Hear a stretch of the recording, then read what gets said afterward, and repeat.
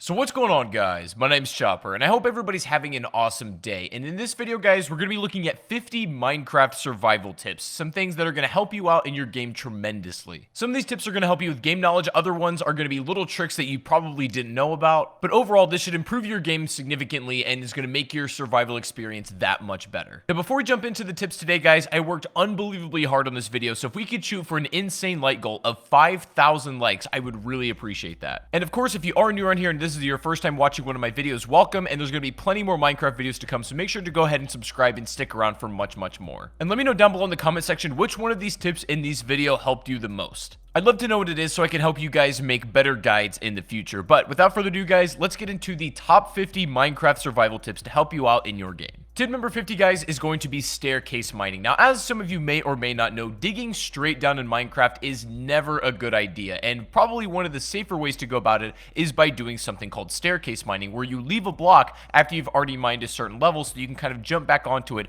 after you've gone deep enough and you want to get out. What this ends up doing is it makes it a lot safer so you don't fall, and also makes it tremendously easier to escape once you're done mining in that particular cave. So in general, I always recommend you incorporate some kind of staircase mining depending on where you're going. Tip number 49 is a nice little trick that will save your life when using a water bucket. Now, in general, I recommend you carry a water bucket, and we're going to talk about all the things you can do that are useful with that a little bit later. But one certainly thing you can do if you're falling from a high up place is to save yourself by placing water at the right moment before you hit the ground. And the way you do this is spam your jump button and also spam your place button as you're falling. And just before you hit that last block, that water should be able to save you and you'll take no damage at all. Number 48 is going to be to isolate your ores when mining. For example, I'm going to show you right here what this could look like. If you stumble across some diamonds and they're maybe in a little bit of a rough spot, that could be dangerous if you lose them and you mine them in the wrong spot. The best way to do this is to cut out everything around it so the block is sort of just hovering, and then when you know it's safe, you go ahead and pick up that very valuable ore, because the last thing you'd want to have happen is to mine that ore and it ends up falling into a lava pit or somewhere where you just can't reach it. Number 47 is going to be using your swimming mechanic properly. Now, before I got back into Minecraft, the swimming mechanic was not a thing, and so when I got back into the game, this was all brand new to me. But when you hold shift while you're underwater, you go into a swimming animation and you go significantly faster than you would if you were just sort of like wading in the water. And so this is the best way to transport. You can cover some pretty nice ground doing this. If you come out of the water, you will leave your swimming animation, but it is the best way to swim hands down. Coming in at number 46 is going to be making coal blocks for better efficiency. Now, I recommend doing this in a couple circumstances. Either if you're going to be transporting a lot of coal from one area to another and you want to save space, it's good to make them into blocks. But also, if you just want to maybe burn a little bit more materials, then coal blocks are better to do it than just single individual ores. But either way, they're both very good. If you're doing some serious smelting, and I mean like absolutely serious, then probably make coal blocks, as the efficiency will count in that regard. But otherwise, you can do what you feel is necessary. Tip number 45 is going to be trading simple items to villagers to get emeralds. I don't ever recommend your primary source of emeralds being mining it, because you're just not going to find too many. If you trade simple items like some vegetables or whatever you have at your hand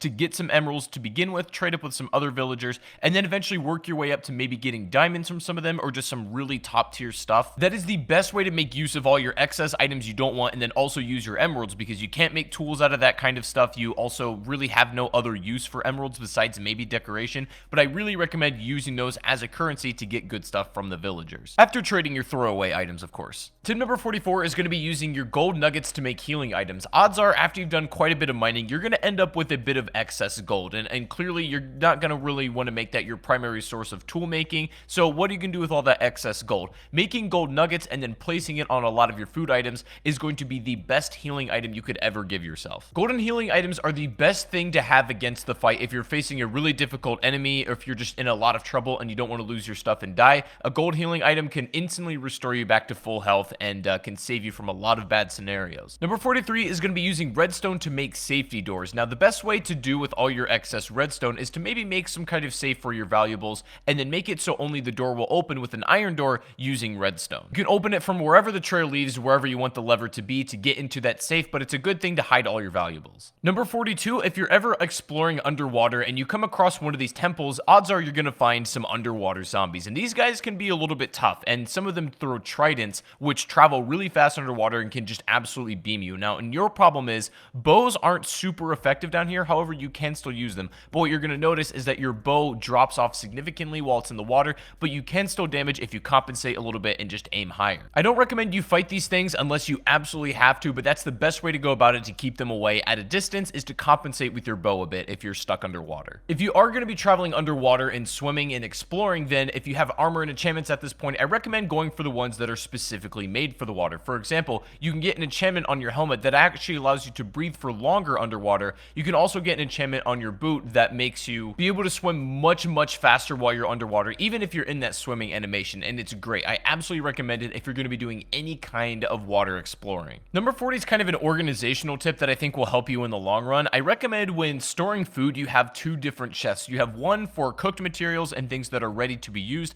and then you have another chest for raw materials, just so when you kind of mix things up together, it gets a little bit disorganized. And if you do it right, making food, keeping the production up, and then also organizing your raw and then cooked resources makes your life way easier. Speaking of food, tip number 39 is going to be opening up multiple food sources for yourself. Now, it might take you a little bit to get to this point in the game, but eventually you'll have enough of a farm where you'll have a bunch of vegetables going at once. You can even have an animal farm for some just like extra sustenance. If you're able to set up multiple farms and you do them right, you'll never ever have to leave your house for food, and it's just almost an infinite generating source. Combine that with the fact that when you organize your food properly, then you'll never ever have to worry about food again, and you can focus your time on other stuff. I recommend setting up as many vegetables as possible, as well as having like both a pig and cow farm at the same time. Tip number 38 is going to be taming yourself a wolf and having it as a companion. Now, you can do this with multiple animals that will actually be your companion if you do it right. Like, for example, you can tame a llama if you so wish, and you can tame multiple animals as well, but definitely one of the essentials is to tame a wolf, have it as your companion, because it'll do so many great things for you. It'll follow you wherever you go. It'll fight for you if you start attacking something, and can be like a second hand in saving your life. Keep in mind, you cannot bring them to the Nether, unfortunately, so they're going to have to stay in this part of the realm, but you can leave them in your house if you like as well. And as a side note, I just think they're honestly pretty cool to keep around. Number 37 is remembering that you can use excess wood as fuel if you so need to. Now, I don't recommend this for most players because odds are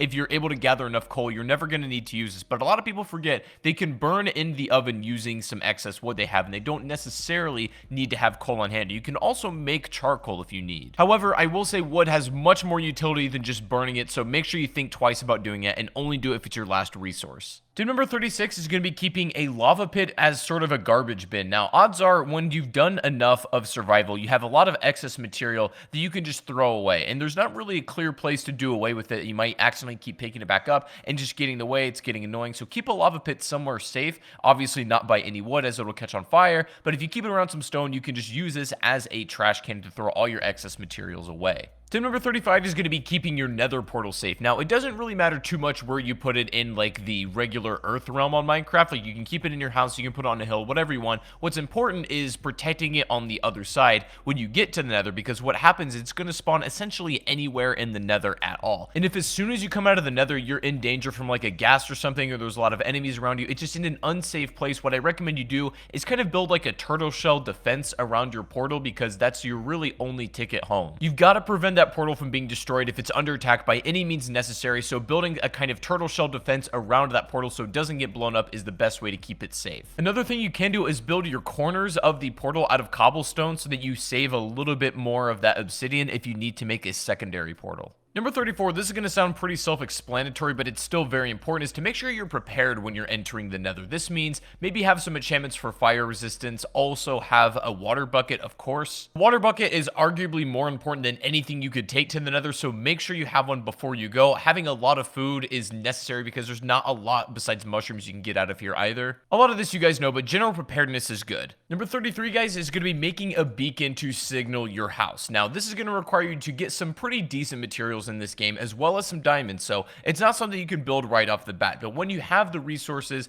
in order to be able to build the beacon, it's so unbelievably good to have because it'll mark a spot that'll shine a bright beam right into the sky, pointing out where you need to be. The beacon is so important to not get lost if you're struggling with that. Tip number 32 is iron is one of the most valuable things in the game, even though it's very easy to find. It is the best multi-purpose ore you can ever have, so what I recommend you do with all of your iron is make all of your like everyday tools, your swords, that you're going to burn through, your pickaxes, your armor, whatnot. If you have diamond stuff, that should be for only when and if you need it. But you should have loads of iron tools in circulation, and if one breaks, it doesn't matter because the resource is very easy to find. It's a very strong material on everything it's used on, and I recommend in general just stocking up on it to have at your leisure. Number 31 is going to be making yourself some potions. This is likely going to be after you visited the Nether at least once and gathered some materials, but potions are so useful to have at hand, and they range for anything from having a potion of night vision ability, some that heal you, some that make you invisible, you name it. There's an unbelievable amount of potions in this game, and I recommend that if you really want to start taking this game to the next level and using some cool abilities, to invest in that. You're going to need to get the required tools and materials to brew the potions, obviously, but it's definitely worth something sinking your time into. Tip number 30 is going to be looting desert temples if you're ready and you know what you're doing. Now, this is basically like a big noob trap here. If you don't know what these are all about, it'll present to you a chest at the bottom of the temple that looks very easy to get. But as some of you experienced Minecraft players, you'll know that this is a trap and you'll end up dying. The whole temple will essentially explode if you kind of fall into the trap. But clever players know a way around this, and you can actually get the loot out of it. Some of the loot you can find are things like saddles. You can find horse armor. Some really rare and interesting items can be taken from these desert temples, but they obviously do come with a risk if you're going to be approaching them. And that leads nicely also into tip 29, which is going to be raiding woodland mansions also if you know what you're doing and if you're ready. The thing is, these woodland mansions are a little bit hard to raid and kind of come away with it alive, but if you're able to do so, most likely you're going to come away with a totem of undying, and essentially this is an item that if you're holding it in your hand and you take a death, it will instantly revive you. Minecraft right now, this is really the only way to cheat death like that, and it's probably the best item in the entire game. Again, looting a desert temple or trying to raid a woodland mansion both come with their risk, but they certainly have great rewards if you're able to do them correctly. Number 28 is going to be crouch walking backwards when fighting spiders, as it's going to make them a lot harder for them to hit you. This works best on spiders, of course. All enemy types aren't going to have a hard time if you're crouch walking backwards, but if you're specifically fighting a bunch of these, then this might not be a bad thing to do. Tip number 27, we talked about the benefits a little bit, but I'm going to go into more detail here. Carrying a water bucket for literally doing anything is a must-have, especially when mining. Even when fighting in combat is a good idea as well. If you're getting swarmed by mobs, literally just throwing water down will make it a lot harder for them to reach you and can basically be your escape. Setting a water bucket fall all the way down, maybe like a mine shaft or some kind of cave, and you can just swim right back up instead of having to climb up, is a great idea as well. Always carry a water bucket, guys. Always. Tip 26, if you're trying to clear out a maybe big section of a cave and you don't want to manually mine it, if you pack it with TNT, explode it, you're going to make so much ground and create a lot of excess resources that if that's what you're needing, then this is probably the best way to do it. TNT is pretty easy to make. You just need some gunpowder from creepers and things like that. It can be really helpful for mass clearing out a cave. It opens it up for you to do some actual like real mining inside of there and gives you just much more room in general. Tip 25 is saving the bottom trunk of the tree for last. What you can do with this, it's like a little quality of life thing. You save that one for the final break, so you can stand on top of it and break the rest of the tree so that it despawns, and then you get all of the wood, even if it's a little bit high up and out of your range. So you can break that one for the final, and then you end up with exactly the amount of wood that you should get from that tree, but it just saves you a bit of time. Tip 24 is making a shield to use against the pesky skeletons. A lot of new players struggle playing against skeletons just because they can hit you from a range, and it's a little bit hard to take these guys down, especially when there's a lot. But when you have a shield, you're able to hold this thing out in front of you as protection. You can hold it in your other hand if you like and have the sword in the other hand that's not being used, and you can take these things down with ease. Now, the shield is just a good tool to have in general. I think one of the most useful pieces of equipment you can make for yourself, but it's especially good against skeletons and pretty much all of the other mob enemy types. In my opinion, a shield is just as crucial as having, like, say, a sword or, say, having a pickaxe. They don't take too much to put together. They last quite a long time as well, so they're all around amazing. Tip 23 is going to be sprint jumping. Now, this is a pretty easy one to get a hold of. This is just jumping while you're holding your sprint key. It's the easiest way and fastest way to get around as well. Faster than sprinting. It does take up a lot of your hunger, but it is by far the most efficient way to get around. Now, if you have it as a setting, I recommend you turn it off because it's just easier to manually control aside from it making you auto jump, but it's the best way to get around and there's nothing really to it. Number 22 is to go ahead and make an anvil. Now, these are great for repairing all of your tools that maybe are low in durability and are close to breaking. All you need is the tool itself, maybe a resource, and then some XP in order to create this. Highly recommend you use this to maintain your valuable tools. This means like a diamond sword, a diamond pickaxe, and even armor. Anything you don't want breaking, an anvil will make sure that happens. Tip number 21 is it's going to be best to fish while it's raining. This will give you the best odds at getting a lot of fish. It's also really really good to do this when we talked about opening multiple food sources. Maybe while you have other food cooking, go ahead and start fishing to just gather some more raw materials.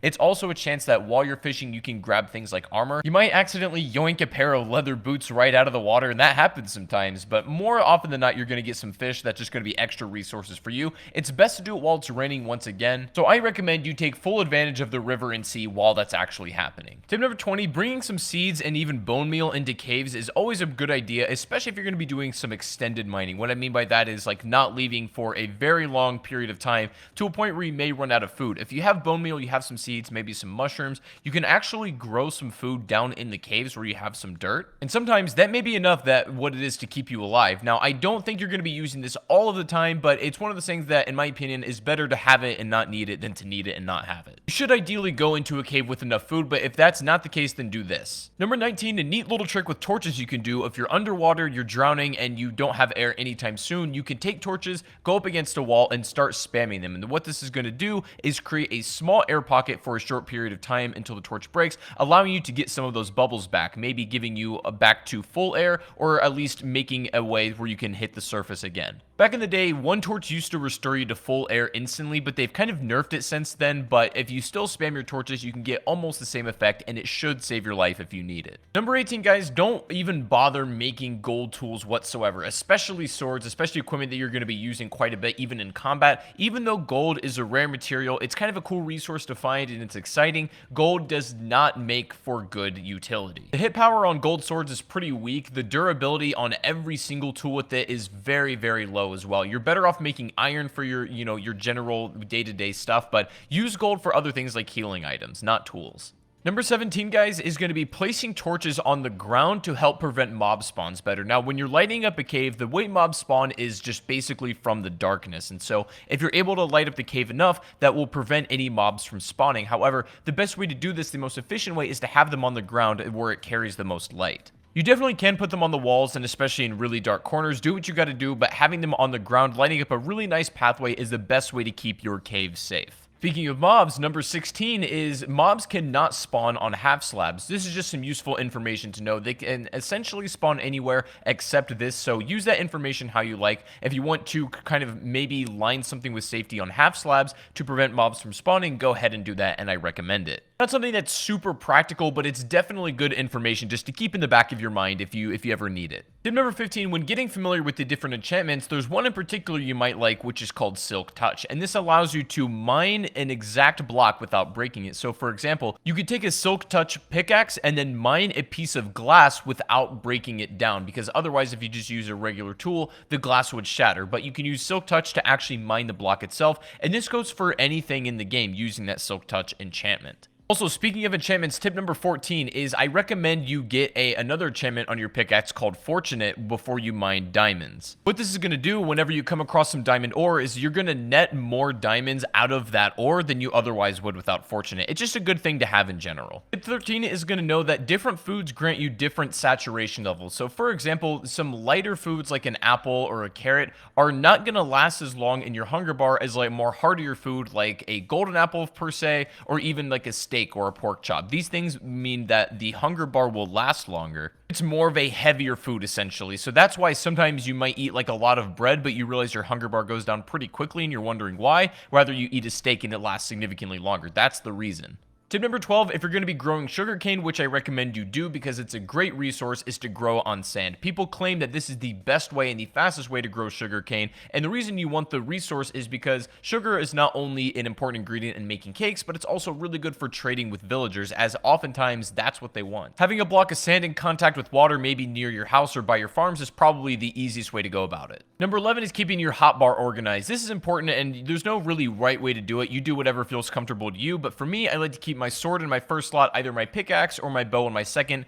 and then my shield in my third, torch in my fourth, water bucket in my fifth, and then my food in my sixth, and just whatever miscellaneous stuff you might have. But you can organize it however you like and whatever you're comfortable with, but make sure that you can get to anything you need in a moment's notice. Number 10, if you're struggling with Enderman, a really good thing to do is just put that water bucket in front of you. Endermen normally calm down if they're submerged in water, but if one is just being pesky and you're having trouble fighting them off, instead of getting close enough to use your sword and then you kind of put yourself in danger, just simply putting a water bucket down over and over again will cause them to go away and then take damage over time. They really don't like water, so if you surround yourself with water, you make it a lot harder for them to get actually up to you. Probably the best defense you can have against these guys, if I'm being honest. Number 9 is timing your swings when sword fighting, because that is absolutely crucial for doing the most amount of damage. Now, if you just spam your sword, you can still hit people, but the hits are going to be a lot weaker than they otherwise would if you let your swipe kind of recharge. What you want to do to deal maximum damage is let your swing reset, and the moment it resets, you swing again. So you can get the most amount of hard hits in, but with also the least amount of time in between those hard hits. Tip number 8, you can set up a spawn trap in the nether with really any sort of enemy type in the castle by blocking it off with stone and then just fighting them from there, keeping them behind,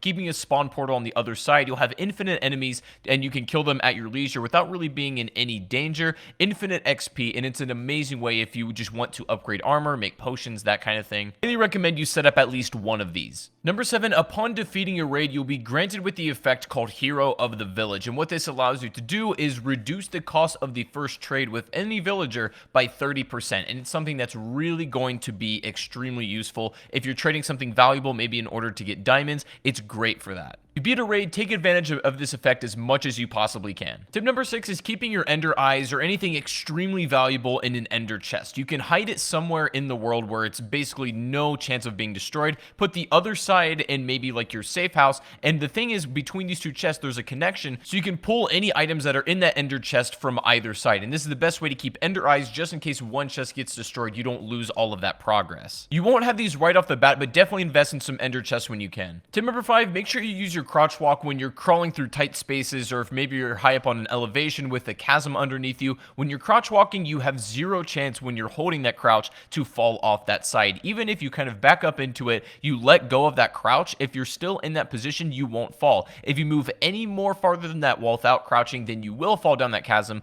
but this is the best way to be safe and really not fall off any places that you shouldn't. Number 4, if you're going to be traveling by boat, make sure when you leave it, you go ahead and hit it a couple times to break it and take it with you. I see a lot of people just leaving their boat where it is and then maybe kind of forgetting about it, but if you break it and then you pick it back up, you can place it anywhere you like as well. Tip number 3, putting 2 chests back to back. You can make a double chest, and they're unbelievably useful this way. You have so much room in them, pretty much in excess of more than you'll ever need. You can have an entire storage area if you want of just complete double chests. They're really easy to pull from, and they look stylish as well, so there's no reason to not have it. Tip number 2, if you do end up defeating the Ender Dragon and you get the dragon egg, then hold on to it and keep it somewhere safe, because there's literally only one per game, and they're so rare you can't even spawn them in creative mode if you would like to. The dragon egg, if you manage to get it, is the most rare item in the game, so hold it tight and keep it somewhere where you're not going to lose it. Now finally guys, coming in today at the number 1 spot, if you've made it this far in the video, then let me know in the comment section just by leaving a smiley face. I'd really appreciate that. Thank you so much for watching if you made it to the end. But the number 1 survival tip I can give you guys that it's really going to help you out practically is to make yourself a compass and a map. These, I think, are by far the most important tools you can do for yourself, especially if you're new to Minecraft, you're a little bit of a beginner, and you just want some extra tips for surviving in this game. What a map is going to do is basically mark out exactly where you are, maybe where your house is, and the general vicinity of the area surrounding you. Now, the compass, if you get too far to the range of your map, will give you the general direction of which you need to head in order to get back home. These two tools in combination, even if you want a clock, which can be helpful, it's more or less just decoration, but these two tools in conjunction will make it so that you never ever get lost in this game. And so they're unbelievably helpful, and I cannot recommend them strongly enough. But guys, that is going to be 50 Minecraft survival tips in 2019. I really hope this did help. If it did, make sure to leave a like. As I said, we're going to go for 5,000 likes on this video, and I'd appreciate that so much. And if you want more Minecraft videos like this, make sure to go ahead and subscribe and stick around, as there's going to be much more on the channel. Let me know in the comment section which survival tip helped you out the most, and if there's any Minecraft survival tip that you think I should have included in this video and I didn't, let me know what that is down below in the comment section as well. But I hope you guys enjoyed. Make sure to subscribe and stick around, and I'll see you guys in the next stream or the next video. Take it easy, and peace out.